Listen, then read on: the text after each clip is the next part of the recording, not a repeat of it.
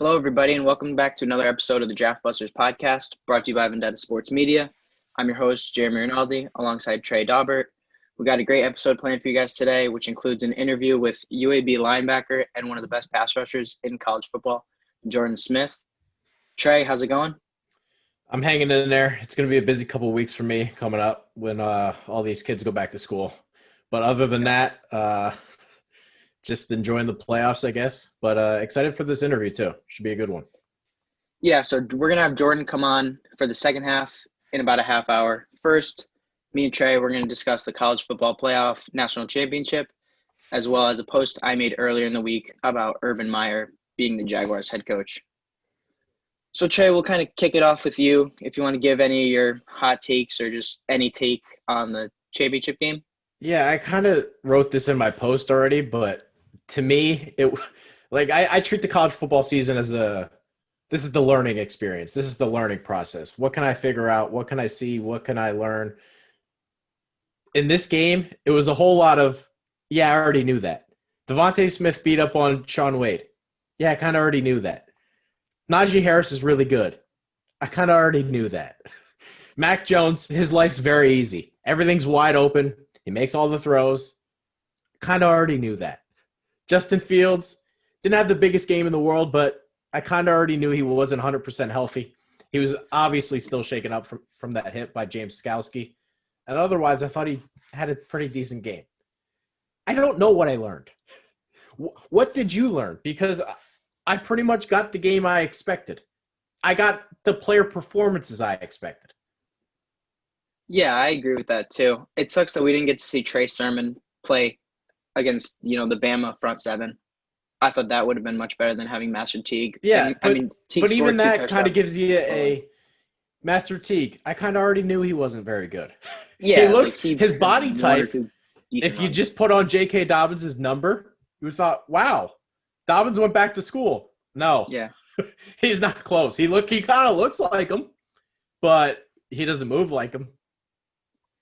Yeah, for me, the thing I wouldn't even call it learn because I guess we already knew that throughout the season. Just Devontae Smith looks like he's a step or two ahead of everybody in the defensive side. But isn't that – I've had a hard time with this one because I like Devontae Smith.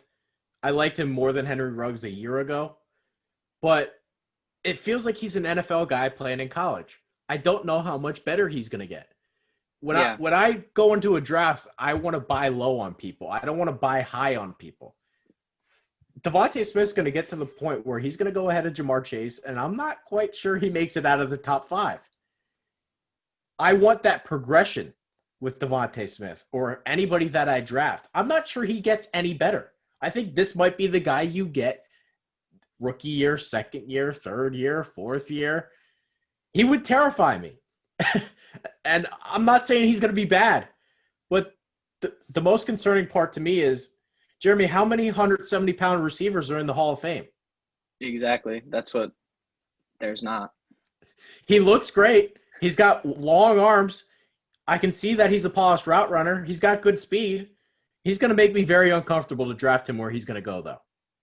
Yeah, and the talk of him, like you said, but top 5 is what a lot of the talk's been. And every year it seems like at this time we're talking about receivers might be going the highest they've ever gone. But it seems like this year that talk is real because Miami, hopefully not, but can take one at 3. Cincinnati can take one at 5. So, if you're going to draft Devontae Smith or Jamar Chase or whoever else, Jalen Waddle, in those top picks, you're asking for them to be the best receiver in the league, in my opinion. If I take Devontae Smith with a top 5 pick, I have to believe he's going to be a Hall of Famer. Otherwise, I can't draft him. Yeah. Najee Harris looked good again, but kind of already knew that. The other one that kind of, I guess this was my only real takeaway, the Ohio State tight end. I saw him getting some buzz. Why? What blows you away about that guy? I've seen a lot of these 4th, 5th round Ohio State tight ends that never really do anything in the league. What's with the hype around this Ruckert guy? What makes him so special? I didn't see anything. He had one catch. I like what I see from him from time to time. I think he's a decent route runner, and I mean he's a pretty good blocker. He's much better than the other tight end, Luke Farrell. I think he's a lot better than Farrell. I don't think like in the tight end class, it's far and away Kyle Pitts at one, Fryermuth at two. Even though I haven't watched him in a while, and then there's a couple guys around like the 3 to 5 area. The guy from Miami. There's a guy from Boston College, but I think I would take a look at Jeremy Ruckert in like early day three maybe if you need a tight end too. Snooze Fest City. I'm trying to think of what that guy's Nick Vanette. That's his name. That's kind of what he looks like. Who cares? Yeah. I can find Nick Vanette in every single draft. Yeah. I think he's more of an athlete, Rucker, than like some of these other tight ends, though. I think he's more athletic. But again, to me, I didn't really learn a ton. I don't know how you evaluate Mac Jones. He's going to be the hardest guy to evaluate in the whole draft. You can clearly see he's more talented than some of the old Alabama quarterbacks. His timing, touch, and anticipation are really good. He's not a great athlete, but I don't think he's Kyle Trask bad athlete. He doesn't have the biggest arm in the world. But all these people that are criticizing Tua today, if you like Mac Jones, they're not on the same tier. So, no. Yeah, he's going to be a tough one. Yeah, and he's, potentially going to be looked at in the first round. Do you think that's – I'm not going to say do you think that's going to happen, but do you think that's a strong possibility that Mac Jones can go in the first? I think he's going to go in the first. I just wouldn't do it. Yeah. Yeah. Because, again, the quarterback I pick in the first round, I have to be willing to give him $150 million. I can't do that. Yeah, the NFL today is all about dual threat athlete quarterbacks, and Mac Jones is not on that tier. He was a three-star recruit. He was going to go to Kentucky. Yeah. He had a great game, 36 for 45 for 464, 5 touchdowns. But he's rarely pressured. A lot of his guys are open, like you said, so it makes his job really easy. He just has to make the throws, which a lot of people can make the throws. And, granted, his accuracy is better than most. His footwork in the pocket's better than most. But, if you give someone that much time and you give someone that great of receivers, they're going to do good things regardless. He's the one quarterback this year that had the Joe Burrow – I know it's a little crazy, but he had that type of year where he sort of came at it – I wouldn't say he came out of nowhere because he was pretty good in a couple games last year that he started. But he had a real Joe Burrow type year. He's just not nearly the same type of athlete that Burrow is. Yeah, and being on that team kills him. But rightfully so. In my opinion, if Kyle Trask was starting for Alabama, they would still have won. For sure. Oh, yeah, 100%. So it is really hard to judge him and to grade him. But first round, I would never take him in the first round. And there are going to be teams that are probably a little desperate. The Colts, their GM's already talking about it, looking into first round quarterbacks. So they saw their play with Rivers was terrible. Roethlisberger looked terrible again. So those are teams at the back end that might take him. And then on the other side, I agree with what you said about Justin Fields. I thought he had a pretty good game too. He was coming in banged up, and the Alabama defense played good. They only gave up 24 points, and they really took them out of the game in the second quarter. Yeah, I think Christian Barmore had a really good game. And yeah, he did. He was good. Once again, they just do not throw the ball to Patrick Surtain.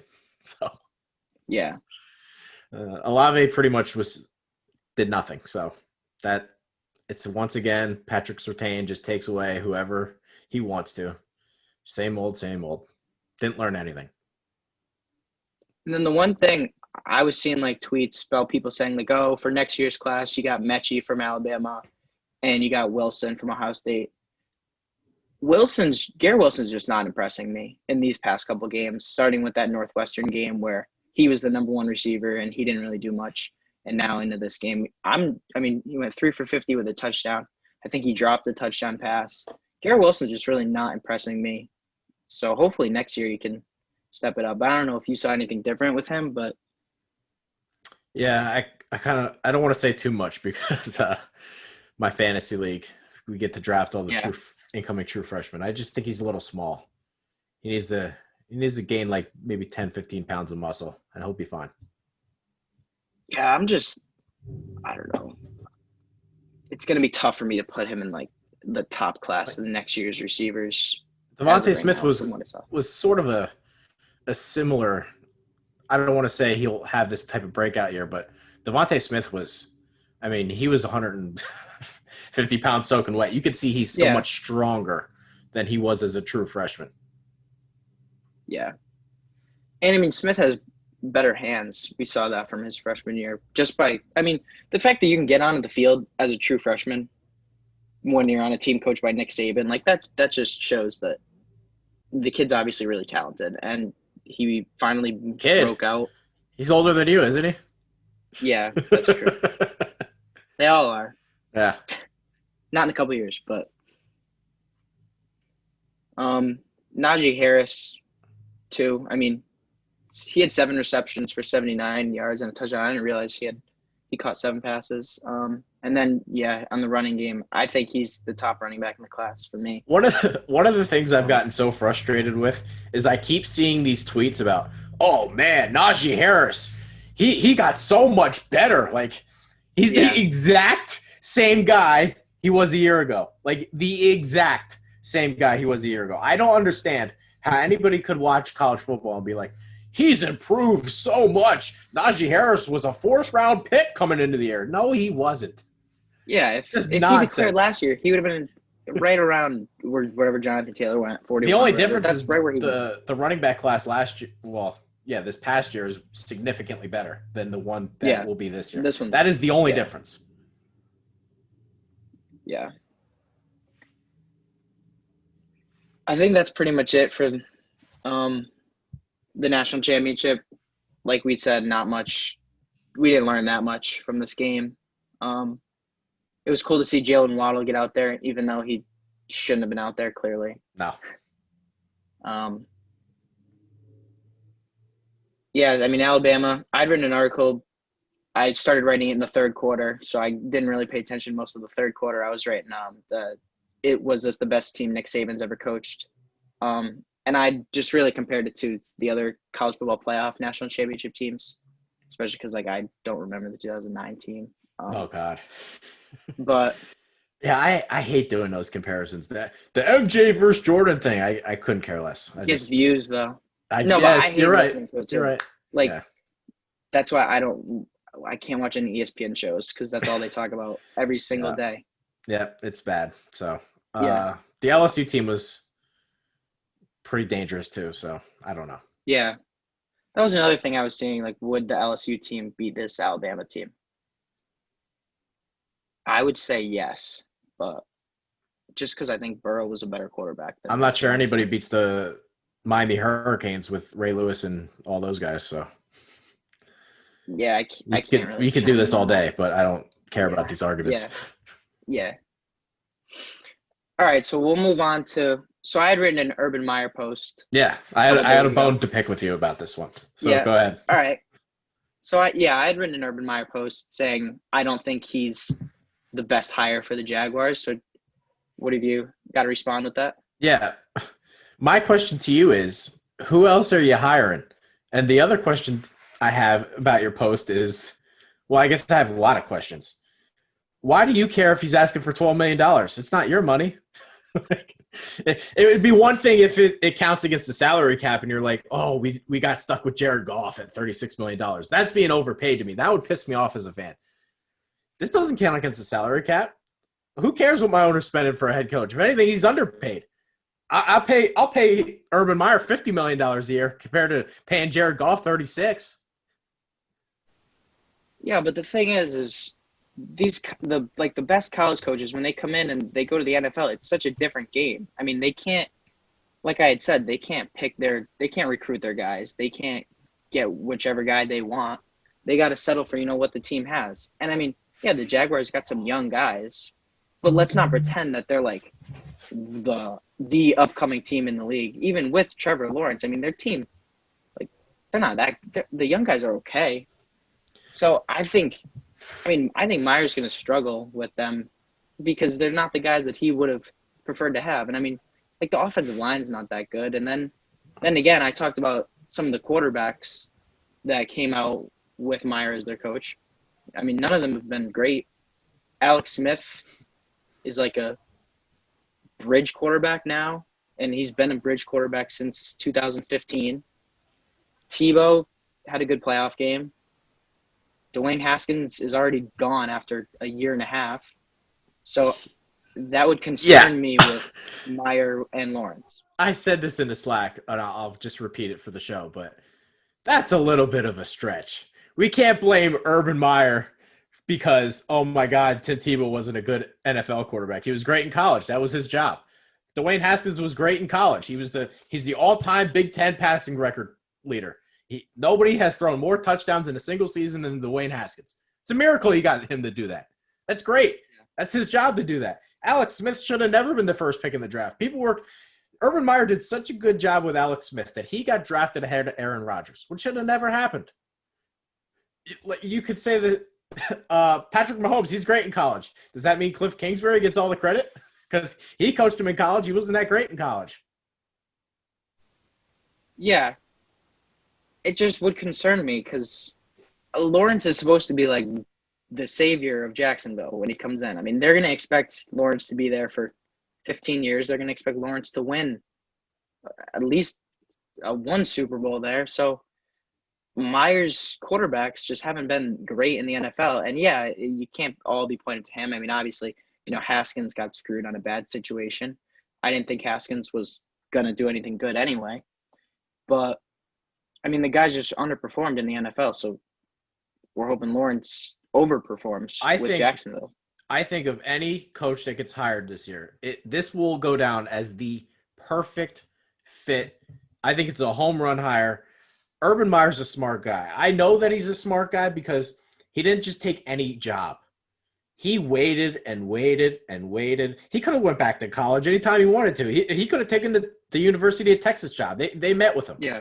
He took this job because it's a total rebuild. There's no expectations. Jacksonville has never had a winner. He gets the quarterback that he wants. He's going to walk in that door.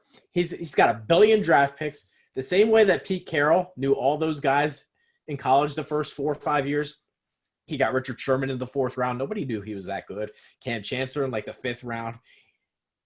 When I knew Pete Carroll knew what he was doing those first couple of years, when he passed on his own safety, Taylor Mays, and took Earl Thomas, I said, this guy's not messing around. He knows these college guys really, really well. Urban Meyer, the first 3 years he walks into the league, he's going to know these college guys really, really well. He's got his foot in the door more than almost anybody else walking into this job. Jacksonville's never had a winner. This isn't following Bill Belichick here. This isn't walking into the Eagles job saying, hey, we got a quarterback mess. Our roster stinks. We're over the cap. He's got $75 million in cap space in Jacksonville. I love it. I love every single thing about it.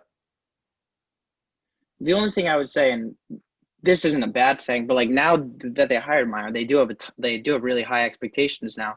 But why? They won one game. Well, now I mean they're gonna have high expectations. They're gonna be, which this is a good thing. They're gonna get more views. They'll probably get more like Sunday night games, Thursday night games, just because of the Lawrence and Meyer, which that's a good thing. But again, that could put pressure on Lawrence as a young quarterback in the NFL. I think he's got plenty of time. Anytime you take over a team that won one game the year before, you got some equity. If he goes 6-10 next year, everyone's gonna or should be saying this is a good work in progress. We're making strides here.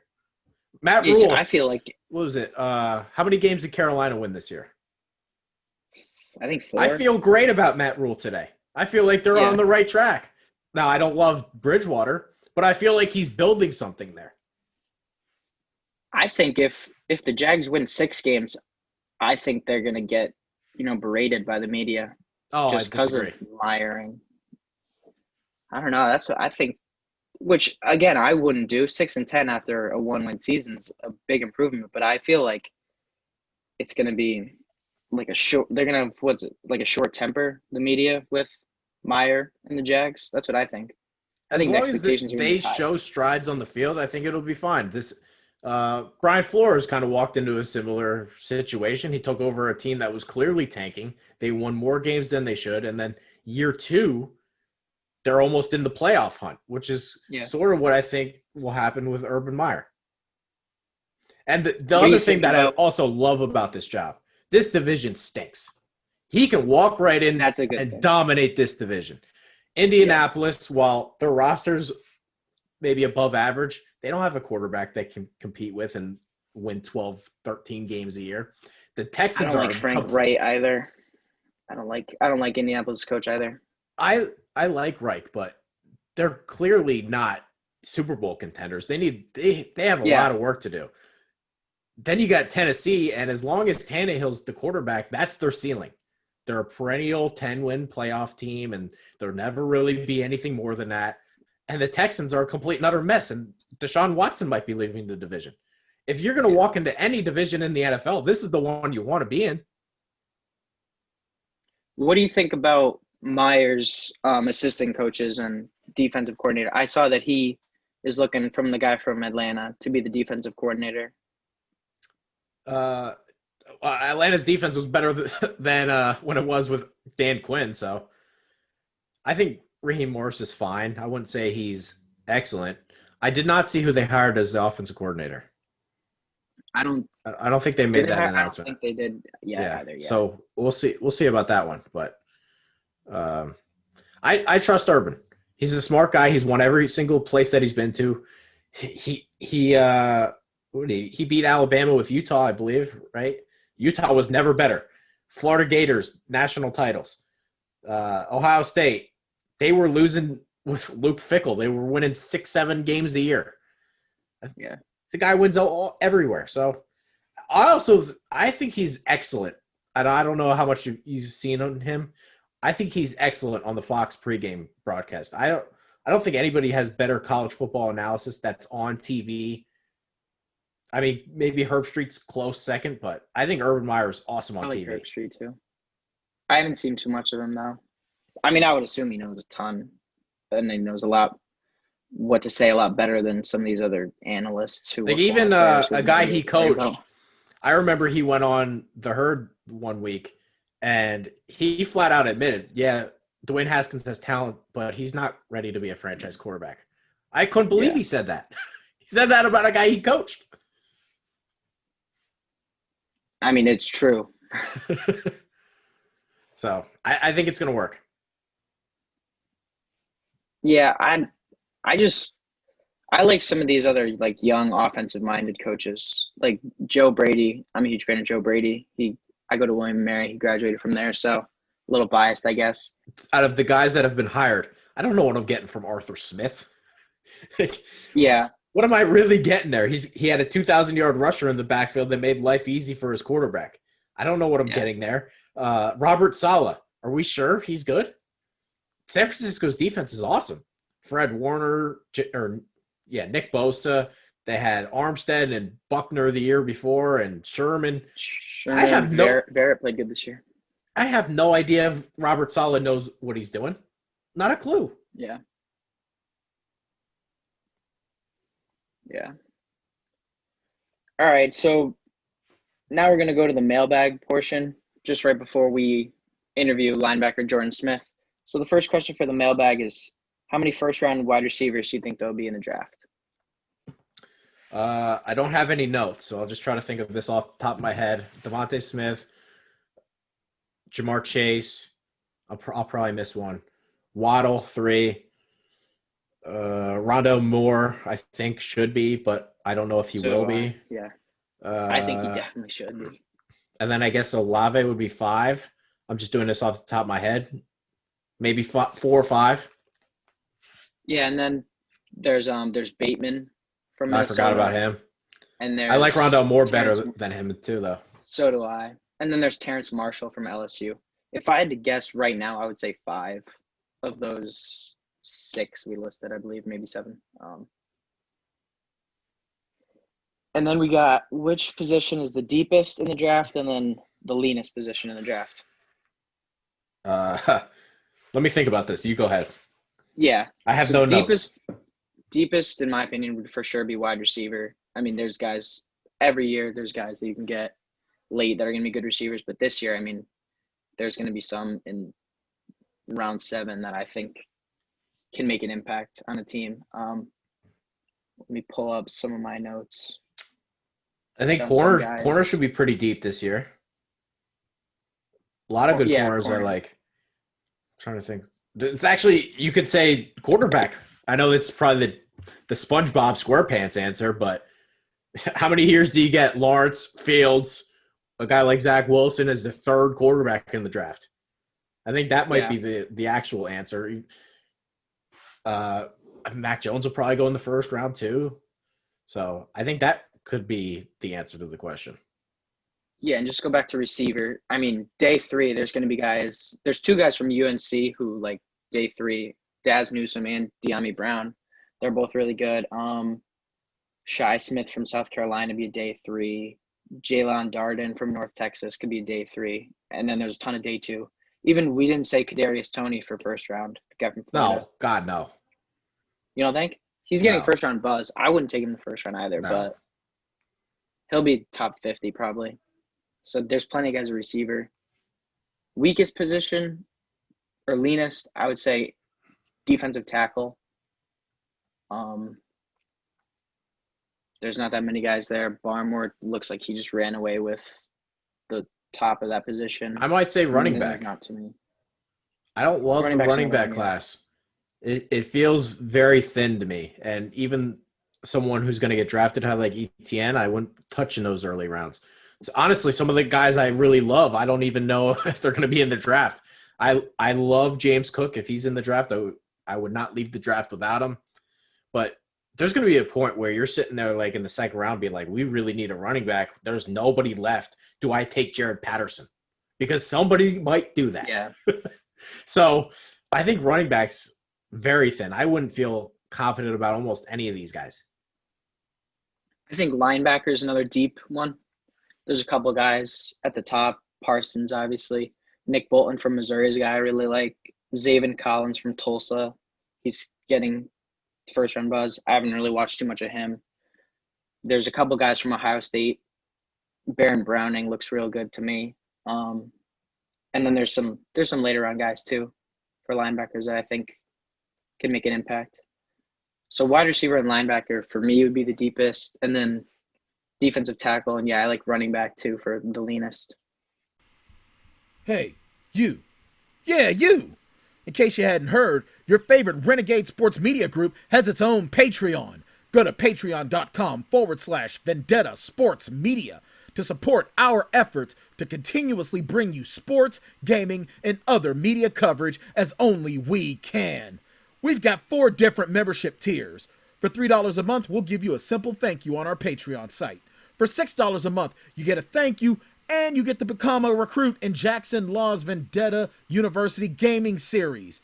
For $10 a month, you get everything from the previous tiers, a special thank you at the end of our videos, free access to our upcoming Discord chat, and a free koozie after 4 months. And then the big dog, $50 a month, gets you everything from the previous tiers, as well as opportunities for Fantasy League invites, stream gaming, possible invites to mock NFL and NBA draft sessions, a once-a-month Google Hangout, and after 4 months, a free t-shirt. Yeah!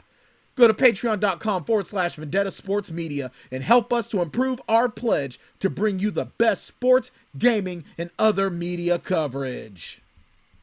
Hello, everyone. Welcome back to the Draft Busters podcast on Vendetta Sports Media. My name is Jeremy Rinaldi, and I'm alongside Trey Daubert. And today we have special guest Jordan Smith, linebacker from UAB. Jordan, how's it going? It's going good, man. Thank you for having me on your show. Thank you. No problem. I'll start because one of the biggest things going to a school like UAB, I guess the first question is, how important is it to you to prove yourself at the Senior Bowl to say, hey, I can compete against guys against Alabama or LSU or the big dogs at the big time schools? I feel like it means a lot. I feel like this will be a big part, of my process, just because I came from UAB, with the stats that I have, at a school like UAB, it's kind of, I wouldn't say looked down upon, but it's not like, the other guys at the Alabama, like you were saying. So yeah, just for me to get an opportunity to go down there and show that I can compete with anybody would be, great for me, and I'm really looking forward to it. Yeah, so for those of you who don't know, Jordan's going to be participating in the Senior Bowl, which is going on next week. It starts in, I believe, 8 days. And so we're gonna get into a little bit more of that in a second. First off, I just wanted to congratulate you on your conference championship this year. So what did that win mean to you guys, both as a program and to yourself, especially having lost in the previous year? It meant a lot. Just like you said, we lost in the previous year, and we still had that taste in our mouth from that game against FAU. And I mean, we had a plan, ever since then of what we wanted to do this upcoming year. And, even with COVID and everything, nothing stopped us. So, I mean, that probably was, one of the biggest wins I've ever had, in my life, just as far as like what it meant to us and how we got there and how we worked to it. One of the things I always found – go ahead, Jeremy. I was just going to say, yeah, I remember watching that game, and I just remember you guys came out with just a ton of fire, and it just looked like you guys wanted it a little more than them. Go ahead, Trey. Yeah, one of the things I find so interesting is I like to hear what players have to say about other players. I remember a year ago, all the SEC corners just kept saying, Jamar Chase is the best player they played against. Who would you say the best player you played against this year? Definitely De'Aaron King at Miami, because I mean, it was the De'Aaron King show. I mean, everything he did was like Houdini out there. So I mean, he was probably one of the guys that were, on the more talented side of this college football program. Yeah, I like that. So you talked about having the season still going on with COVID. What how much different was this season compared to the rest, and how did that motivate you guys even more? Oh, it was a lot different. I mean, it was things that we were doing that we were like, what? I mean, we had to work out with masks at one point. I mean, it was a point in time where we couldn't, lift with like the whole defense. We were like sectioned off, pieces. And, as me and like, another guy on the team, Chris Moe, like captains of the team, we were kind of worried about that, because it's like, we can't, I ain't gonna say monitor our guys, but we can't, make sure everybody's on the up and up, because we're all separated. So it was some up and downs about it, but I mean, we prospered through it, and I mean, we made the best out of it. Is there a quarterback in the NFL you really want to hit? Just don't like that guy. You really want to sack this guy? I want to sack the richest man in the NFL. Yeah, I had a similar question to that. Jumping back to the Senior Bowl, this is something that I've always wanted to know. In regards to the Senior Bowl, you're going to be having interviews with scouts and multiple teams. So something I've always wanted to know is, are the interviews something you prepare for? And if so, how do you go about that preparation? I mean, you always prepare for, everything when it comes now, because, you're a professional, so you got to prepare for anything and everything. So, yeah, you prepare, but I mean, it's really not much so as preparation. It's just more so not, getting too excited or not, or just understanding what they're asking, just little things like that. Just make sure you're understanding what they're asking you, and, just give a valid answer. So it's something you can practice, but it's nothing that should be too difficult to maintain. You get like nervous when they ask you like messed up questions, because I'm sure something like that will come up.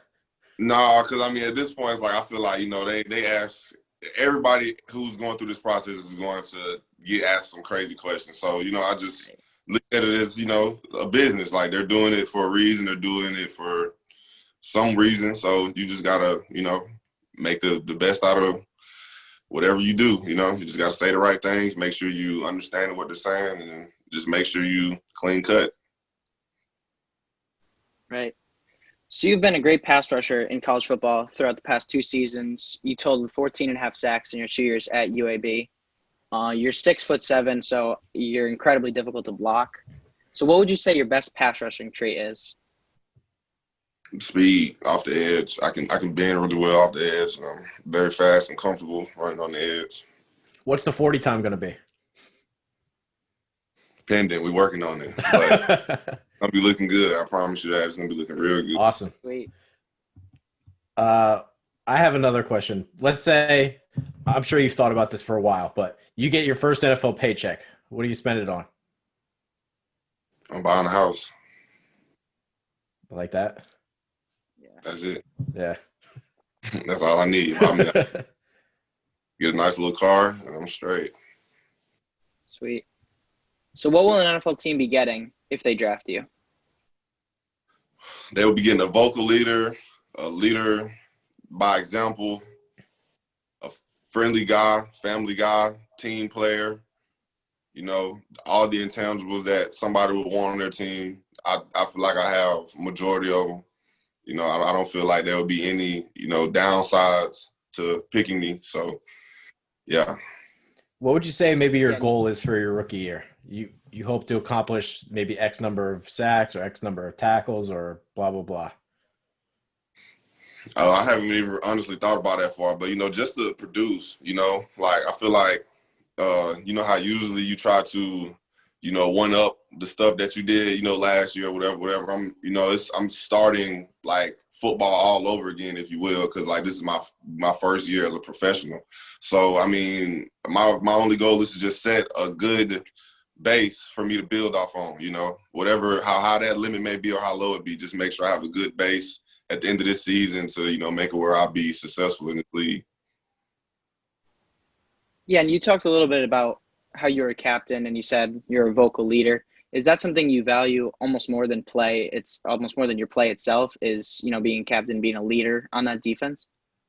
Yeah, man, I just love like helping dudes out, like, you know, like just with anything. Like everybody always come to me, like want to talk about them, they want to address the situation, like with the coaches, or the coaches wanted to say, hey, Jordan, how could I get to this player? Like, you know, you talk to him, like what's he like, you know what I'm saying? Like I kind of feel everybody out, you know what I'm saying? So like, you know how being a leader, you can't really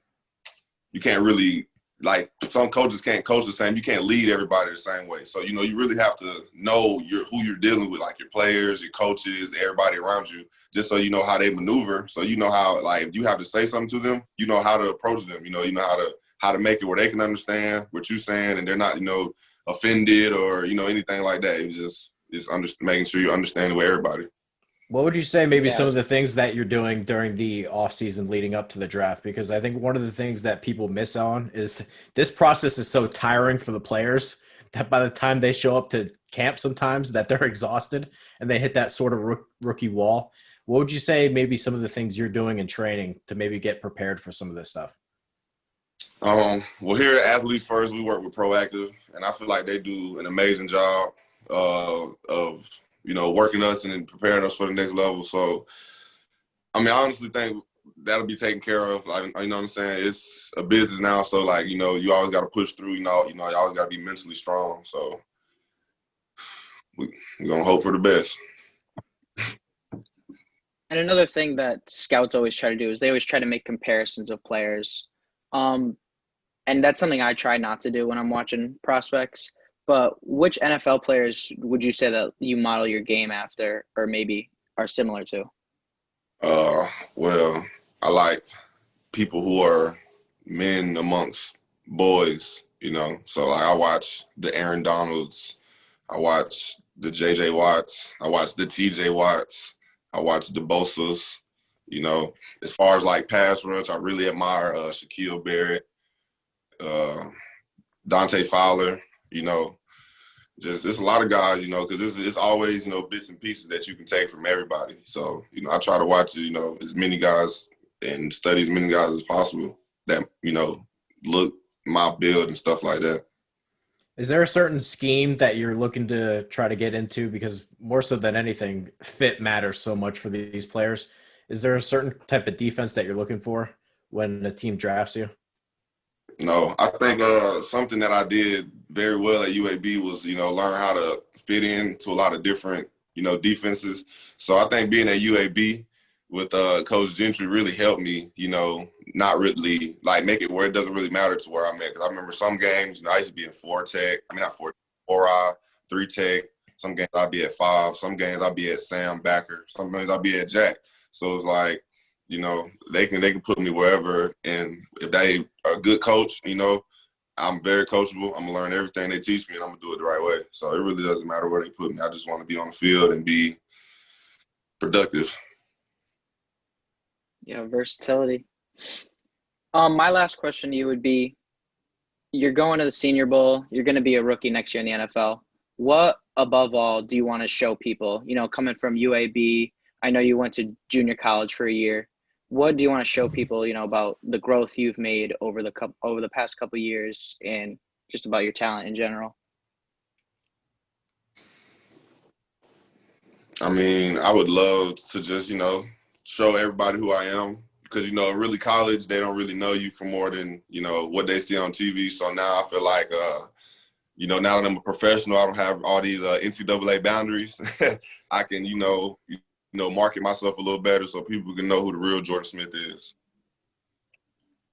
I like Awesome. that answer. Yeah, that's a good answer because not a lot of people get to know the college athletes, but when you're in the NFL, you definitely have a greater platform. Trey, you got anything else? Or? Yeah, that's about all I had for him. All right. Well, thanks again, Jordan, for coming on. You'll be at the Senior Bowl next week. So good luck with that, and good luck for the NFL draft. And when you are a rookie in the NFL next year, we'll be rooting for you. Thanks again, Jordan. Appreciate it. I appreciate you having me on your show.